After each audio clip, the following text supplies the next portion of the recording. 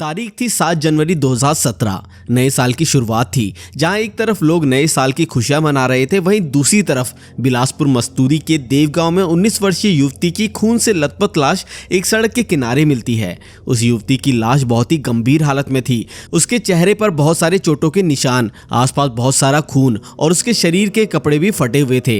वो लाश अर्धनग्न हालत में थी। पुलिस द्वारा जब इस केस की छानबीन होती है तो पता चलता है कि उस लड़की के साथ दुष्कर्म किया गया, फिर उसके बाद उसकी हत्या कर दी गई। और देखते ही देखते इस खबर से ना केवल उस इलाके में बल्कि पूरे छत्तीसगढ़ स्टेट में सनसनी फैल जाती है।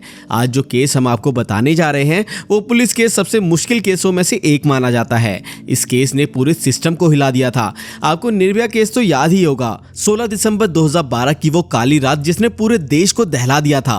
दिल्ली में चलती बस में 19 वर्षीय महिला के साथ क्रूरतापूर्वक हमला किया गया और उसके साथ गैंगरेप किया गया। आज की एक कहानी भी हमें निर्भया केस की याद दिलाती है। बेहद ही खौफनाक और दिल दहला देने वाली आज के इस केस के कारण जगह जगह प्रोटेस्ट किए गए और कई दिनों तक कैंडल मार्च भी निकाले गए। यहां तक कि लोगों ने इस केस के लिए सीबीआई जांच की भी मांग की थी। आज की ये कहानी एक ऐसी लड़की की है जो बेहद ही मेहनती, निडर और होनहार थी, जिसके बड़े बड़े सपने थे और अपनी जिंदगी में वो कुछ बड़ा करना चाहती थी। पर उस लड़की के साथ जो कुछ भी हुआ, उसने उसके साथ साथ उसकी आत्मा और उसके सपनों को भी कुचल दिया। इस केस की गंभीरता को आप इस बात से भी समझ सकते हैं क्योंकि इस केस को मस्तूरी की निर्भया के नाम से भी जाना जाता है। इस केस के कारण पुलिस के ऊपर इतना दबाव हो गया था कि पुलिस भी हैरान हो गई थी। आज की कहानी वाकई दिल को दहला देने वाली कहानी है, इसलिए इस कहानी को पूरा सुनने के लिए वीडियो में एंड तक जरूर बने रहे। तो बिना देरी के आज की इस कहानी को शुरू करते हैं। आज की ये कहानी है छत्तीसगढ़ स्टेट से। छत्तीसगढ़ के बिलासपुर मस्तूरी में एक जगह है देवगांव। इसी देवगांव में 19 साल की एक लड़की ममता खंडेलकर अपने माता पिता के साथ वहां रहती थी। ममता ने 12वीं तक की पढ़ाई की थी और अपनी आगे की पढ़ाई वो देवगांव से बाहर जाकर किसी अच्छे कॉलेज से करना चाहती थी। लेकिन दूसरी तरफ उसके माता पिता उसकी आगे की पढ़ाई के पक्ष में नहीं थे। उनके पास इतने पैसे भी नहीं थे कि वो ममता को आगे पढ़ा सके। वो नहीं चाहते थे कि ममता कहीं किसी दूसरे शहर में जाकर पढ़े। लेकिन ममता अपनी आगे की पढ़ाई को लेकर बहुत ही ज्यादा सीरियस थी और वो एक अच्छी स्टूडेंट भी थी और पढ़ाई में उसकी काफी रुचि थी। वो आगे और पढ़कर अपनी जिंदगी में कुछ अच्छा करना चाहती थी, अपने सपनों को पूरा करना चाहती थी। वो गरीबी में तो पैदा जरूर हुई थी, पर आगे पढ़ लिख कर वो उसे बदलना चाहती थी। उसे लगता था कि अगर वो अच्छे से पढ़ाई करती है तो जरूर ही वो किसी अच्छी जगह नौकरी करेगी और इस तरह वो अपना और अपनी फैमिली का ध्यान रख सकती है और एक अच्छी जिंदगी बिता सकती है। कहते हैं कि ममता एक बहादुर लड़की भी थी। वो अपने स्कूल की पढ़ाई के दौरान भी नौकरी कर रही थी। उसे जो सही लगता वो वही करती थी। उसकी इस बात को लेकर गांव के लोग उससे चिढ़ते भी थे। कई लड़के उसे लड़का कहकर भी चिढ़ाते थे क्योंकि उसका कम उम्र में नौकरी करना, लड़कों की तरह हरकतें करना, किसी से नहीं डरना, इस बात से गाँव वालों को जलन होती थी। ममता एक मेडिकल स्टोर पर काम करती थी। वो मेडिकल स्टोर उसके गाँव से कुछ 7-8 किलोमीटर की दूरी पर था। उसका मानना था कि कुछ पैसे कमाकर वो अपने घर वालों की मदद कर सकती है और अपनी आगे की पढ़ाई भी पूरी कर सकती है। पर दूसरी तरफ उसके पिता को उसका घर से दूर काम करने जाना पसंद नहीं था क्योंकि उसे अपने घर से रोज साइकिल से काम करने जाना पड़ता था। ममता ने ये साइकिल भी कुछ ही समय पहले ली थी। उसके पहले वो अपने गांव के एक ऑटो ड्राइवर के साथ काम पर जाया करती थी। उसके साथ उसकी 2 और फ्रेंड्स भी काम पर जाया करती थी, लेकिन वो दोनों लड़कियां पास ही के दूसरे गाँव में रहने वाली थी। ममता सुबह 10 बजे काम के लिए अपने घर से निकलती और शाम को लगभग 7 बजे वो घर वापस आ जाया करती थी। 6 जनवरी 2017 के दिन ममता के पिता शाम को अपने काम से घर वापस आते हैं और शाम के लगभग 7 बज रहे थे, पर ममता घर वापस नहीं लौटती। पिता के घर आते ही उसकी माँ पिता से कहती है कि आज काफी देर हो गई है, लेकिन ममता अभी तक घर नहीं आई। इस पर उसके पिता उन्हें कहते हैं कि हो सकता है वो मेडिकल स्टोर से देर से निकली होगी। वो थोड़ी देर इंतजार करते हैं, फिर वो सोचते हैं कि हो सकता है कि वो अपने किसी फ्रेंड के घर पर रुक गई होगी। वो दोनों अब कुछ देर और इंतजार करते हैं, पर काफी देर इंतजार के बाद भी ममता घर नहीं लौटती। अब ममता के माता पिता को उसकी चिंता होती है और तब ममता के पिता उसे गांव में ढूंढना शुरू करते हैं। अपने गांव के एक घर में ममता अक्सर टीवी देखने जाया करती थी। पहले ममता के पिता वहां पहुंच जाते हैं कि हो सकता है ममता उन्हें वहां मिल जाए और वहां जाने पर उन्हें पता चलता है कि ममता वहां भी नहीं है। अब ममता के पिता उसे गांव के रास्ते पर जहां से ममता घर आया करती थी उसे ढूंढने के लिए वहां जाते हैं, पर वहां भी ममता का कोई पता नहीं चलता। उन्होंने अपने गाँव की कई लड़कियों से ममता के बारे में पूछा कि हो सकता है किसी ने ममता को देखा हो, लेकिन किसी को भी ममता के बारे में कुछ भी नहीं पता था। जब काफी देर तक ममता को ढूंढने पर भी वो कहीं नहीं मिलती तो ममता के पिता थक हार कर घर वापस जाते हैं। उन्हें वैसे भी ममता का बाहर काम करना पसंद नहीं था। उन्हें लगता है कि वो अपने मन की मालिक है, उसे जैसा लगता है वैसा ही करती है, तो जब वो चाहेगी घर वापस आ जाएगी, और ये सोचकर वो सो जाते हैं। रात गुजर जाती है और सुबह होती है, और सुबह ममता के पिता ममता को घर में ढूंढते हैं पर ममता उन्हें कहीं नहीं मिलती। अब वो हैरान परेशान उसे फिर से ढूंढने के लिए घर से बाहर निकलते हैं और वो उसे ढूंढते ढूंढते सड़क के किनारे पास ही के एक नाले के पास पहुंचते हैं, जहां उनकी नजर एक लड़की के दुपट्टे पर पड़ती है। वो और पास जाकर देखते हैं तो उन्हें पता चलता है कि ये दुपट्टा तो ममता का ही है। अब वो उस जगह ही आसपास देखते हैं और कुछ ही दूर पर उन्हें ममता अधनग्न हालत में मिलती है।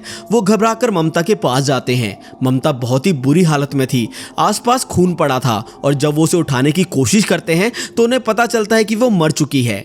इस बात की खबर अब पूरे गांव में फैल जाती है और तुरंत ही मस्तूरी पुलिस को फोन किया जाता है। कुछ ही देर में पुलिस वहां पहुंचती है और क्राइम सीन की तफ्तीश की जाती है और ममता की बॉडी को पोस्टमार्टम के लिए भेजा जाता है। जहां ममता की बॉडी मिली थी वहीं से करीब 200 मीटर की दूरी पर झाड़ियों में ममता की साइकिल भी बरामद की जाती है, लेकिन ममता की लाश के पास से पुलिस को ममता का कुछ सामान जैसे बैग वहां नहीं मिलता। पुलिस उसके फोन की भी तलाश करती है, लेकिन उन्हें पता चलता है कि ममता के पास कोई फोन नहीं था। इधर पुलिस क्राइम सीन की तफ्तीश के बाद कुछ लोगों से पूछताछ करती है। सबसे पहले ममता की 2 फ्रेंड्स जिनके साथ ममता काम पर जाया करती थी, उनसे पूछताछ होती है। वो दोनों पुलिस को बताती है कि ममता हमारे साथ ही घर लौटी थी, जिसके बाद हम दोनों अपने गांव की ओर चले गए थे और ममता अपने घर की तरफ चले गई। उन दोनों से पूछा गया कि रास्ते में तुम लोगों ने कुछ ऐसा नोटिस किया कि कोई तुम लोगों का पीछा कर रहा हो, या कुछ भी अजीब चीज तुम लोगों ने नोटिस की हो, या किसी को तुमने ममता के साथ देखा हो। तब ममता की दोनों फ्रेंड्स ने उन्हें बताया कि हम दोनों ने ऐसा कुछ भी नोटिस नहीं किया और ना ही हमने ममता के साथ किसी को देखा। हम हर रोज की तरह सुबह 7 गए और वापस आए। इसके बाद पुलिस उस मेडिकल स्टोर पर पहुंचती है जहां ममता काम पर जाया करती थी और उस स्टोर के ऑनर से भी पूछताछ होती है, लेकिन वहां से भी कुछ खास पता नहीं चलता। ममता के बारे में कुछ गाँव वालों से भी पूछताछ की जाती है, जिस पर उन लोगों का कहना था कि ममता नौकरी किया करती थी, इसलिए हमारे गाँव के बड़ी जाति के लोग उसे पसंद नहीं करते थे। ऐसी तमाम पूछताछ होती है, लेकिन कुछ भी खास जानकारी पुलिस को नहीं मिलती। इधर पूछताछ को कुछ दिन बीत जाते हैं और ममता की पोस्टमार्टम की रिपोर्ट आती है। पोस्टमार्टम रिपोर्ट में पता चलता है कि ममता की हत्या से पहले उसके साथ गैंगरेप किया गया था। डॉक्टर्स द्वारा पुलिस को बताया गया कि कम से कम ये गंदा काम 2 से 3 लोगों ने मिलकर किया है। उसकी हालत बहुत ही खराब थी और उसकी बॉडी पर जितने चोट के निशान थे उसे देखकर ये कहा जा सकता है कि उन लोगों ने ममता के साथ बहुत मारपीट भी की होगी और शायद ममता ने भी काफी देर तक उन लोगों का विरोध किया होगा। डॉक्टरों ने यह भी बताया कि उस लड़की को बहुत ही बेरहमी से मार मारकर उसके साथ दुष्कर्म किया गया है और उसने काफी देर तक इसका सामना भी किया, क्योंकि उसके हाथों के नाखून तक टूट चुके थे और जिस हालत में ममता थी उसे देखकर यह लगता था कि मानो किसी ने बड़े ही गुस्से और क्रूरता के साथ उसके साथ दुष्कर्म किया है। ये सारी बातें सुनने के बाद पुलिस के भी रोंगटे खड़े हो गए। अब इस गंभीर रिपोर्ट के आधार पर इस केस की आगे जांच शुरू होती है। सभी लोगों से सख्ती से पूछताछ की जाती है। ममता के घर वालों से लेकर गांव वालों तक गहरी पूछताछ होती है कि क्या ममता का किसी लड़के के साथ कोई संबंध था या कोई उसे परेशान करता था। ऐसी तमाम पूछताछ होती है पर कहीं से भी कुछ भी नहीं पता चलता। ममता के गांव में उस ऑटो ड्राइवर से भी पूछताछ होती है, क्योंकि ममता कई बार उसके ऑटो से अपने काम पर जाया करती थी। तब पता चलता है कि वो ऑटो ड्राइवर ममता के स्कूल में ही उसी के साथ 12वीं तक पढ़ा था और वो दोनों एक दूसरे के क्लासमेट भी रह चुके थे। उस ऑटो ड्राइवर से जब पूछताछ की गई तो उसने पुलिस को बताया कि ममता बहुत ही होशियार लड़की थी। स्कूल में वो पढ़ाई में बहुत अच्छी थी, अपने काम को लेकर वो बहुत ही सीरियस रहती थी। उसने बताया कि ममता मेरी अच्छी दोस्त की तरह थी और जो कुछ भी उसके साथ हुआ उसे जानकर वो बहुत ही परेशान है। साथ ही उसने पुलिस को बताया कि हमारे गांव का एक लड़का है, वो लड़का अक्सर उसे परेशान करता था। मामले में उसका हाथ है या नहीं वो ये नहीं जानता। इन सब बातों को सुनकर पुलिस तुरंत ही उस लड़के से पूछताछ करती है। उस लड़के से जब ममता के बारे में पूछा जाता है तो पहले तो वो डर जाता है और फिर बताता है कि मैंने ममता के साथ कुछ नहीं किया। जब पुलिस ने उससे कहा कि तू अक्सर उसे परेशान करता था तो वो सफाई देते हुए कहता है कि हाँ, क्योंकि वो बहुत ही घमंडी लड़की थी, वो लड़कों की तरह रहती थी, इसलिए मैं ऐसा करता था, पर वो मेरी बहन की जैसी थी और मैं उसके साथ ऐसा कुछ नहीं कर सकता। इधर दूसरी तरफ कई लोगों से पूछताछ के बाद भी पुलिस को कहीं से भी कोई भी खास जानकारी नहीं मिल रही थी और पुलिस एक बार फिर ममता के पिता से पूछताछ करती है, जिसमें उसके पिता पुलिस को बताते हैं कि मैंने ममता को बहुत समझाया था, मना भी किया था कि वो एक लड़की है और उसका इस तरह काम पर जाना सही नहीं है, लेकिन वो किसी की भी नहीं सुनती थी। सबसे पहले वो ऑटो से नौकरी पर जाया करती थी और कुछ इस समय में अपनी नौकरी के पैसे से उसने साइकिल भी खरीद ली थी। मैंने तब भी उसे बोला था, लेकिन उस पर किसी भी बात का कोई असर नहीं होता था। वो हमेशा अपने मन की करती थी और मैं ये भी नहीं जानता कि किसको मेरी बेटी से इतनी नफरत थी और किसने उसके साथ ये किया है। एक बार फिर पुलिस को कोई जानकारी नहीं मिलती। पुलिस द्वारा करीब 50 से 100 लोगों से पूछताछ की गई। क्राइम सीन को बार बार देखा गया, कई लड़कों से पूछताछ की गई, लेकिन कहीं से भी कुछ भी हासिल नहीं हुआ, कहीं से भी कोई जानकारी नहीं मिल रही थी। इधर जैसे जैसे लोगों को इस केस की जानकारी मिल रही थी, लोगों का गुस्सा भी बढ़ता जा रहा था और धीरे धीरे मीडिया की नज़र भी इस केस पर पड़ती है और देखते ही देखते लोगों का गुस्सा इतना बढ़ गया कि लोग सड़कों पर आ गए थे। कैंडल मार्च शुरू हो गया और पुलिस पर दबाव बढ़ता ही गया। पुलिस स्टेशन के बाहर धरना प्रदर्शन होने लगा, नारेबाजी होने लगी। दिन पर दिन पुलिस के ऊपर प्रेशर बनता ही जा रहा था और पुलिस के हाथ कुछ भी नहीं लग रहा था। समय बीतता गया और सीबीआई जांच की मांग आने लगी। लोगों का गुस्सा इतना बढ़ गया था कि इस केस को लोग मस्तूरी निर्भया के नाम से भी पुकारने लगे थे। इधर पुलिस की छानबीन जारी थी और इस हत्याकांड के लगभग 1 साल बाद 24 जनवरी 2018 को पुलिस को एक सुराग मिलता है। दरअसल 20 जनवरी को उसी गांव में 2 भाइयों के साथ लूटपाट और मारपीट करने के चलते 3 आरोपियों को पुलिस द्वारा पकड़ा गया था और ये घटना भी उसी जगह की थी जहां पर ममता के शव को बरामद किया गया था। उन दोनों भाइयों के साथ जब ये घटना हुई थी तो उन्होंने मस्तूरी के पुलिस स्टेशन में इस घटना की रिपोर्ट दर्ज करवाई। उन्होंने पुलिस को बताया कि वो दोनों किसी काम के चलते उसी रास्ते से घर वापस आ रहे थे। तभी 3 लोगों ने उस पर अचानक हमला किया, हमारे पैसे लूटे और हमारे साथ मारपीट की और उसके बाद तीनों वहां से भाग गए। इस रिपोर्ट के बाद अब पुलिस मामले की जांच करती है और बहुत ही जल्दी उन तीनों आरोपियों को पुलिस द्वारा पकड़ भी लिया जाता है। इधर पकड़े जाने के बाद वो तीनों मान भी लेते हैं कि हमने ही लूटपाट की है। अब पुलिस उन लोगों से ममता केस की पूछताछ भी करती है, क्योंकि ये मामला भी उसी जगह का है जहां से ममता का शव बरामद किया गया था। तो पुलिस को इन तीनों पर भी डाउट होता है और अब उन तीनों से पूछताछ होती है तो वो तीनों ये कहते हैं कि हमें इस केस के बारे में कोई जानकारी नहीं है, हम तीनों छोटे मोटे चोर हैं और ममता के बारे में हम कुछ नहीं जानते।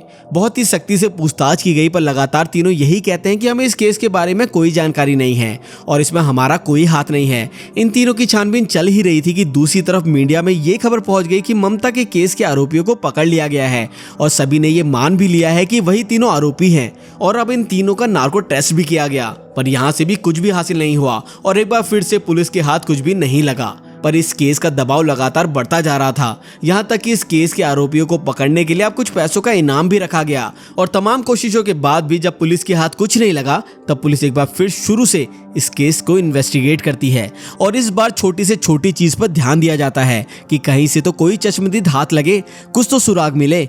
पुलिस को लगा कि जिस टाइम पर ममता के साथ ये सब कुछ हुआ उस टाइम पर गांव का कोई तो व्यक्ति वहां से निकला होगा, किसी ने तो कुछ देखा होगा या सुना होगा, क्योंकि उस गांव में जाने का एकमात्र रास्ता वही था। पुलिस को लगता है कि ऐसा हो नहीं सकता कि उस टाइम पर वहां से कोई गुजरा ना हो। अब उस गांव में और उसके आसपास के गांव के लोगों के काम पर जाने का टाइम पता किया जाता है और तभी पुलिस को पता चलता है कि एक आदमी है जो उसी वक्त काम पर से घर वापस आता है और उसी रास्ते से आता है। अब उस आदमी को उठाया गया और उससे पूछताछ की गई। पहले तो उसने मना किया, पर सख्ती से पूछताछ करने पर उसने बताया कि उस शाम जब मैं वापस आ रहा था तब मैंने एक लड़की के चीखने की आवाज़ सुनी थी, लेकिन अंधेरा काफ़ी ज़्यादा था इसलिए मुझे कुछ दिखाई नहीं दिया। वो आवाज़ पास ही के खेतों से आ रही थी। मैंने रास्ते में एक साइकिल भी देखी थी और क्योंकि वहाँ इतना अंधेरा था इसलिए मैंने आगे बढ़कर नहीं देखा और दूसरे दिन जब मैंने न्यूज़पेपर में वो न्यूज़ देखी तो मुझे काफ़ी अफसोस हुआ कि मुझे आगे बढ़कर देखना चाहिए था। पर जब मैंने वो चीखें सुनी तो उस वक्त मुझे कुछ समझ नहीं आया और मैं बहुत डर गया था कि मैं क्या करूं और इसलिए मैं डर के वहां से भाग गया था। अब उस व्यक्ति को क्राइम सीन की कुछ फोटोज और वो साइकिल दिखाई गई तो उसने पुलिस को बताया कि हाँ, ये वही साइकिल है जो उस दिन मैंने सड़क पर पड़ी देखी थी। अब पुलिस ये सोचती है कि उस व्यक्ति ने ये साइकिल जब देखी थी तब वो साइकिल सड़क पर पड़ी थी, पर पुलिस द्वारा वो साइकिल झाड़ियों से बरामद की गई थी। अब पुलिस एक बार फिर से ममता के पापा से पूछताछ करती है, क्योंकि ममता के पापा ही वो पहले शख्स थे जो क्राइम सीन पर सबसे पहले पहुंचे थे। पुलिस उनसे पूछती है कि जब आप वहां गए थे तब ये साइकिल आपको कहाँ मिली थी, साथ ही जब आप ममता को ढूंढने गए थे तब आपने किन किन लोगों से ममता के बारे में पूछताछ की थी। तब वो पुलिस को बताते हैं कि जब मैं ममता को ढूंढते हुए पहुंचा तब रास्ते में हमारे ही गांव का एक ऑटो ड्राइवर वहां से अपने ऑटो को लेकर निकल रहा था और मैंने उससे ही अपनी बेटी के बारे में पूछा था।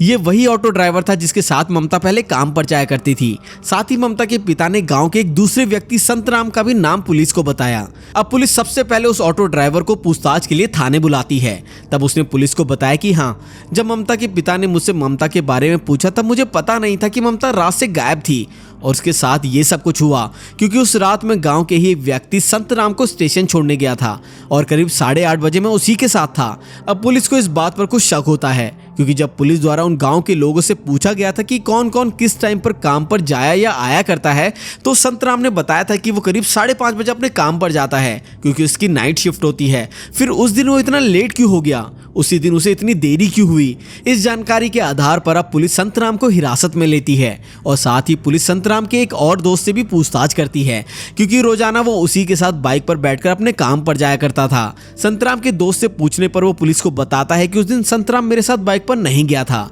क्योंकि उस दिन मेरी तबीयत थोड़ी खराब थी, इसलिए मैंने संतराम को मना कर दिया था। लेकिन बाद में मैं ये सोचकर चला गया कि खामखा एक दिन के पैसे का नुकसान हो जाएगा। साथ ही वो पुलिस को बताता है कि उस दिन संतराम मुझे स्टेशन पे मिला था, वो थोड़ा घबराया हुआ था और मैंने उससे पूछा तुम इतना परेशान क्यों लग रहे हो, लेकिन संतराम ने मेरी बात को इग्नोर कर दिया था। इधर दूसरी तरफ संतराम से भी पूछताछ हो रही थी कि तुम रोज काम के लिए 5:30 बजे जाते हो, लेकिन उस दिन तुम इतना लेट क्यों हो गए थे, हमें सब कुछ सच सच बता। और तब संतराम पुलिस को बताता है कि उस दिन मैं काम पर जाने के लिए अपने रोज के टाइम पर ही घर से निकला था तो मैंने देखा कि ऑटो ड्राइवर और उसके साथ एक कम उम्र का लड़का वो दोनों ही अपने ऑटो को झाड़ियों में छिपा रहे थे। और जब मैंने उनसे पूछा कि तुम ये क्या कर रहे हो तब उसने मुझे बताया कि एक लड़की को शादी के लिए मनाना है और तुम भी इसमें मेरा साथ दो। और तब संतराम ने पुलिस को बताया कि ये छोटी मोटी बात समझकर मैंने उस ऑटो ड्राइवर का साथ दिया था और मैं उसकी बातों में आ गया। उस ऑटो ड्राइवर और संतराम दोनों से ही एक ही पुलिस स्टेशन में पूछताछ हो रही थी। तब उन दोनों को एक दूसरे के सामने लाया गया पर वो ऑटो ड्राइवर अभी भी पुलिस को गुमराह करने की कोशिश कर रहा था। वो कह रहा था कि संतराम झूठ बोल रहा है और मुझे फंसाने की कोशिश कर रहा है। अब पुलिस उस तीसरे लड़के को भी अरेस्ट करती है। अब इन तीनों को एक साथ बैठाकर पूछताछ की जाती है और तब वो ऑटो ड्राइवर टूट जाता है और इस केस की असलियत सामने आती है।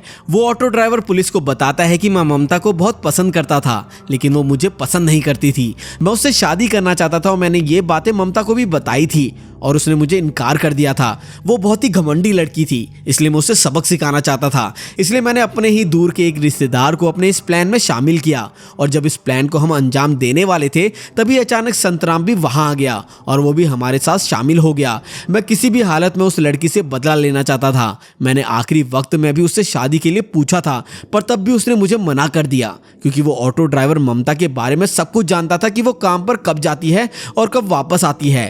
तो उस दिन वो ममता के घर आने के टाइम पर वहीं झाड़ियों में छुपकर उसका इंतजार कर रहा था और जब ममता अपनी साइकिल से वहां से निकल रही थी तभी वो अचानक वहां पर उसके सामने आ गया। उसने उससे बात करने का कहकर उसे रोकने की भी कोशिश की पर ममता ने उससे बात करने से भी मना कर दिया। तब उसे रोकते हुए उन दोनों के बीच झगड़ा हुआ और तभी उसका साथी भी वहां आ गया और फिर उन तीनों ने उस पर हमला किया। वो तीनों से घसीटकर पास की झाड़ियों में ले गए। वो चिल्लाती रही, बचने की कोशिश करती रही। उन तीनों ने उसके साथ दुष्कर्म किया और हद तो तब हो गई जब दुष्कर्म करने के बाद उसने उससे शादी करने के लिए कहा पर तब भी पीड़ित ममता उससे ये कहती रही कि मैं तुझसे हार नहीं मानूंगी और तुमने मेरे साथ जो किया ये मैं सबको बताऊंगी और तुमको सजा दिलवा कर रहूंगी। और ये सब सुनते ही उस ऑटो ड्राइवर ने गला घोटकर ममता की हत्या कर दी और उसकी साइकिल को वहीं दूर झाड़ियों में फेंक दिया। संतराम ने पुलिस को बताया कि मुझे फंसाया गया है, मैं नहीं जानता था कि ऑटो ड्राइवर ममता को मार देगा। उसने मुझे सिर्फ यही कहा था कि मैं उससे बदला लेना चाहता हूँ। ये सारी बातें जानने के बाद 12 मार्च 2018 को पुलिस द्वारा इन तीनों को गिरफ्तार कर लिया गया। इस केस में संतराम, ऑटो ड्राइवर दोनों को सजा हुई और तीसरा आरोपी एक नाबालिग था। इस केस के आरोपी जिन्हें कई महीनों तक लगभग 1 साल से पुलिस कहां तलाश कर रही थी और वो उसी गांव के निकले। और बड़े ही शर्म की बात है कि अपने ही गांव की एक बेटी के साथ उन्होंने इतना दुष्कर्म किया। तो दोस्तों इसी के साथ ये केस यहीं पर सॉल्व हो गया। आपकी इस केस के ऊपर क्या राय है हमें कमेंट करके ज़रूर बताएं। अगर आपको ऐसे ही केस की तह तक जाकर पूरी सच्चाई जानना पसंद है तो हमारे चैनल को सब्सक्राइब ज़रूर कर लें। इस वीडियो में बस इतना ही, मिलते हैं अगली वीडियो में।